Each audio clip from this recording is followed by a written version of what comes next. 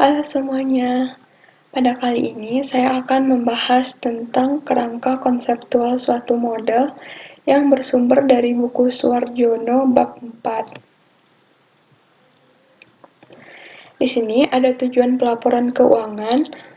Tujuan adalah ke arah mana segala upaya, tindakan, dan pertimbangan dicurahkan.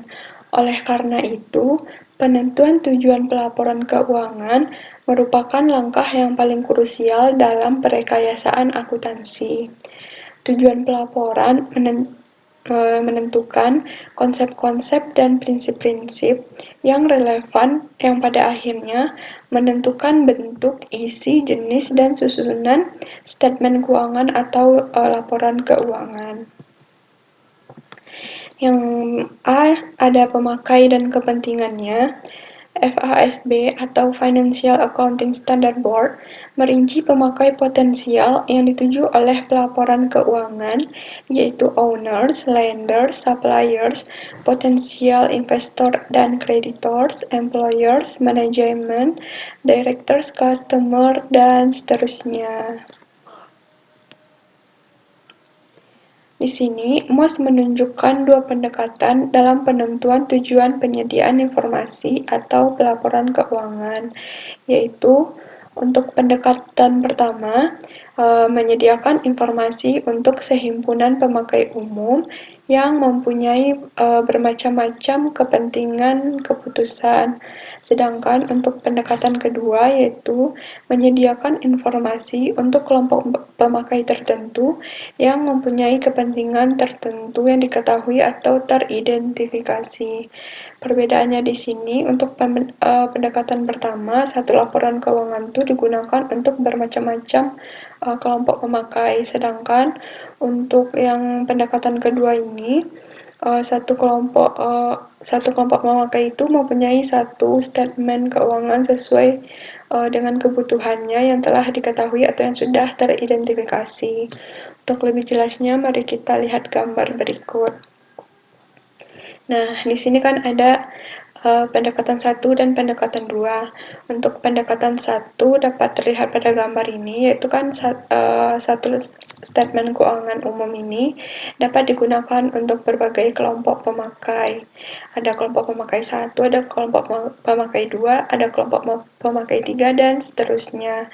Sedangkan pada pendekatan kedua, satu statement keuangan itu dapat digunakan oleh satu kelompok pemakai sesuai dengan kebutuhannya yang telah diketahui atau yang sudah diidentifikasi.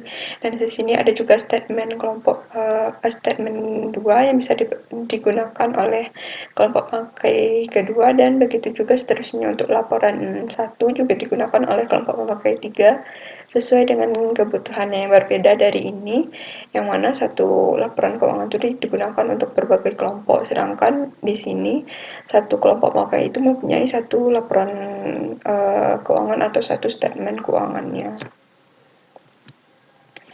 Nah, yang selanjutnya itu yang B, aspek sosial tujuan dalam pelaporan. Bloom dan Elgers mendeskripsikan 3 macam tujuan kegiatan sosial atau masyarakat atau social activity dan implikasinya terhadap penentuan tujuan pelaporan keuangan, yaitu ada 3. Yang pertama, tujuan fungsional, yang kedua tujuan bersama, dan yang ketiga tujuan kelompok. Apa itu tujuan fungsional, tujuan bersama, dan tujuan kelompok? Mari kita lihat slide berikutnya. Untuk yang pertama, yaitu tujuan fungsional. Tujuan fungsional adalah suatu tujuan masyarakat atau organisasi secara keseluruhan tanpa memperhatikan tujuan atau motivasi masing-masing individual di dalamnya. Tujuan fungsional ini merupakan tujuan yang normatif yang menjadi pedoman dalam pembuatan kebijakan di tingkat nasional ataupun organisasi.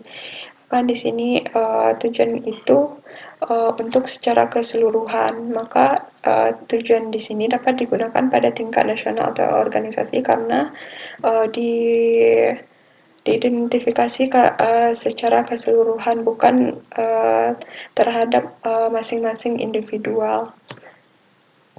Selanjutnya yang kedua, sebelumnya dalam sebagai kegiatan sosial, tujuan fungsional akuntansi dapat ditetapkan misalnya untuk yang pertama, mengalokasi sumber daya ekonomi secara efisien, yang kedua membantu perusahaan untuk dapat memperoleh dana untuk ekspansi, yang ketiga membantu pemerintah untuk menarik pajak secara adil dan efisien, yang keempat membantu para manajer dalam keputusan investasi, yang kelima mempertanggungjawabkan pengelolaan keuangan negara, yang keenam memfasilitasi fungsi dan pengendalian sosial, yang ketujuh mengarahkan perilaku manajer untuk mengambil keputusan yang selaras dengan tujuan sosial dan ekonomi negara, dan yang kedelapan mengurangi atau mencegah konflik kepentingan antara manajer, auditor, serta pemegang saham.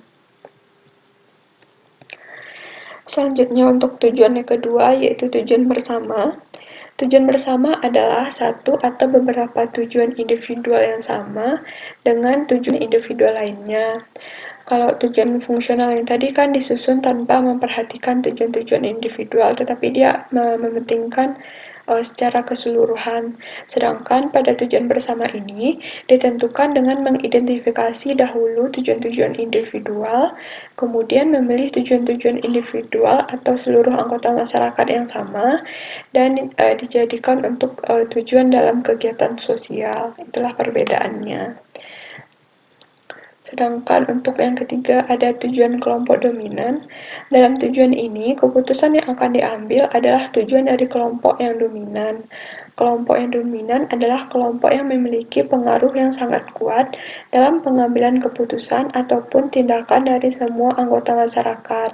Sedangkan bagi kelompok yang non-dominan, tujuannya tidak menjadi relevan atau dianggap terlalu lemah untuk mempengaruhi kegiatan sosial.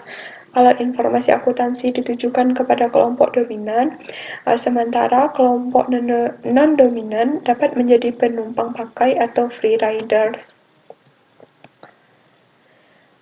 Baiklah, cukup sekian video pada kali ini. Mohon maaf jika terdapat kesalahan dan kekurangan. Assalamualaikum warahmatullahi wabarakatuh.